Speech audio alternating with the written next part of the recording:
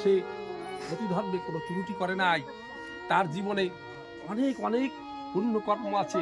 শেষ পর্যন্ত বৃষোৎসর্গ নামক মহাযজ্ঞ তার ছেলে উপস্থাপন করেছে।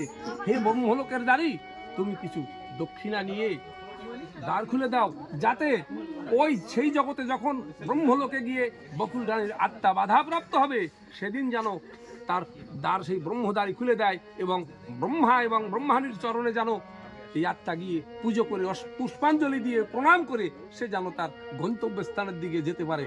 তুমি সেই আশীর্বাদ করো। দাও দক্ষিণাটা ওনাকে দিল। আচ্ছা, আর একটা গুলিতেই হয়ে গেছে।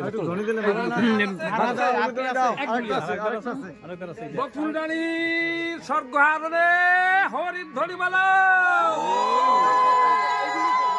গর্ত আছে, কিন্তু গর্ত আছে, গর্ত আছে, গর্ত গর্ত গর্ত আছে, পাড়ে গর্ত আছে।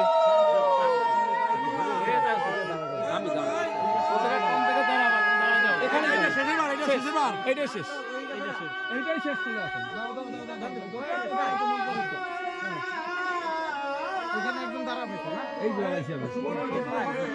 ওম কামাসি পিয়াসি গরু গরু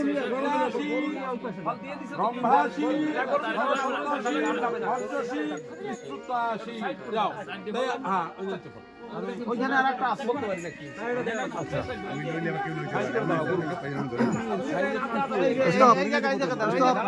স্টপ স্টপ স্টপ।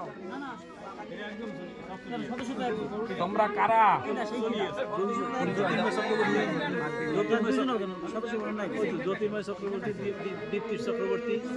তোমার মায়ের কি এমন পূর্বের কর্ম আছে যে তোমরা বিষ্ণু লোকের দ্বারে এসে দাঁড়াইছো? বিষ্ণু লোকের দাঁড়িয়ে আমি আছে, তোমরা বিষ্ণু দ্বারে যেতে চাও, লক্ষ্মী নারায়ণের চরণে প্রণাম করতে ঢুকতে চাও। বলো তো, সে কখনো কারো ক্ষতি করতো না, সবার জন্য কামনা করতো।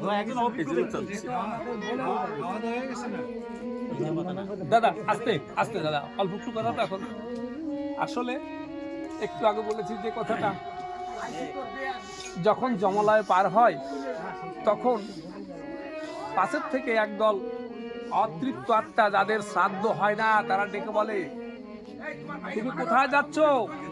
আমাদের সঙ্গে এসো, আমাদের সাথে থাকো, আমরা এই বনে জঙ্গলে থাকি, আমাদের সাথে থাকো, ওদিকে যেও না। তখন ওই সকালে যে গাভী দান করেছো, পুজো করেছো, বিষ্ণু পদে গাভী দান করা হয়েছে, ওই বিষ্ণু গাভী ঠাকুর তৈরি করে রেখেছে।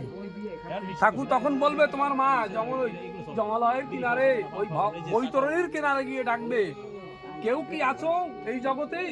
পারের কান্ডারি, আমাকে একটু পার করে দিবা।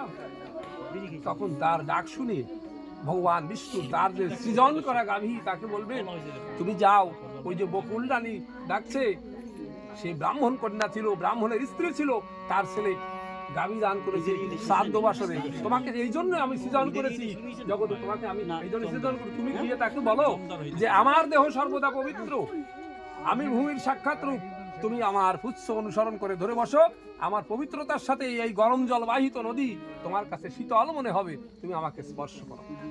এইভাবে পার হয়ে যায়। আর যাদের শ্রাদ্ধ হয় না, তাদের আত্মা ওই কুলে পাশেই থেকে যায়।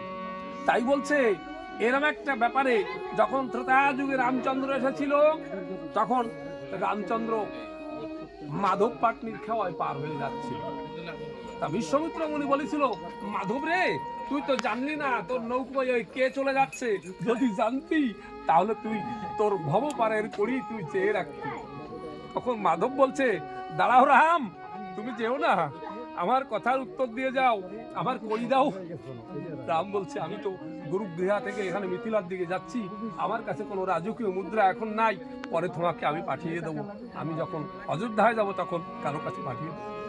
মাধব বলছে, রাম রে, তোমার কাছে আমি বলি, আমি এই জগতের অর্থ তোমার কাছে আর চাচ্ছি না, জীবন ভরা এই জগতের অর্থ আমি বহুত কামাই করেছি, বহুত খাইছি, আমি তোমার কাছে ওই জগতের অর্থ বলছি সেদিন, যেদিন আমার দেহ অবসান হবে, যেদিন ভবপারের কিনারায় গিয়ে আমার আত্মা তোমাকে ডাকবে, দয়াল রাম, শ্রীরাম, তুমি কোথায় আছো, আমাকে একটু পার করে দাও।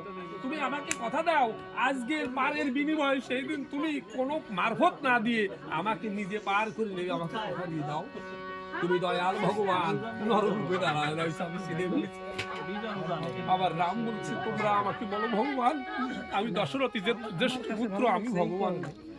তবে তোমাকে কথা দিচ্ছি, যদি কোনোদিন তোমার দেহ যেদিন অবসান হবে, কোনোদিনের ক্ষণে যদি সেই ভবপারের কালে গিয়ে যদি তুমি ডাকো দয়াল রাম রাম বলে, আর আমি যদি সেদিন পারের কান্ডারি হয়ে থাকি, আমি যদি দয়াল রাম হয়ে থাকি, তোমার ডাক শুনে আমি কোনো কিছু ছাড়া তোমাকে তোমার পারের বিনিময়ে আমি নিজে এসে পার করে নিয়ে যাব।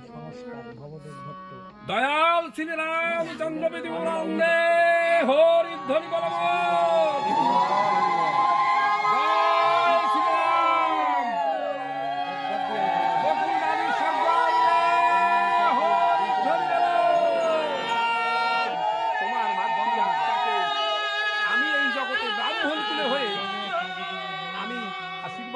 এবং খুশি হচ্ছি তুমি আমাকে কিছু দক্ষিণা দাও, যে ওই জগতে তোমার মা সেই যমলোকের দ্বারে গিয়ে যদি বাধাগ্রস্ত হয়, সেই যমদারি তোমার কাছে পরিমিনতি, সেদিন তুমি দ্বার খুলে দিয়ে অন্তত একবার লক্ষ্মী বিষ্ণুর চরণ বন্দনা করার সুযোগ তুমি এই ব্রাহ্মণ কন্যাকে দিও।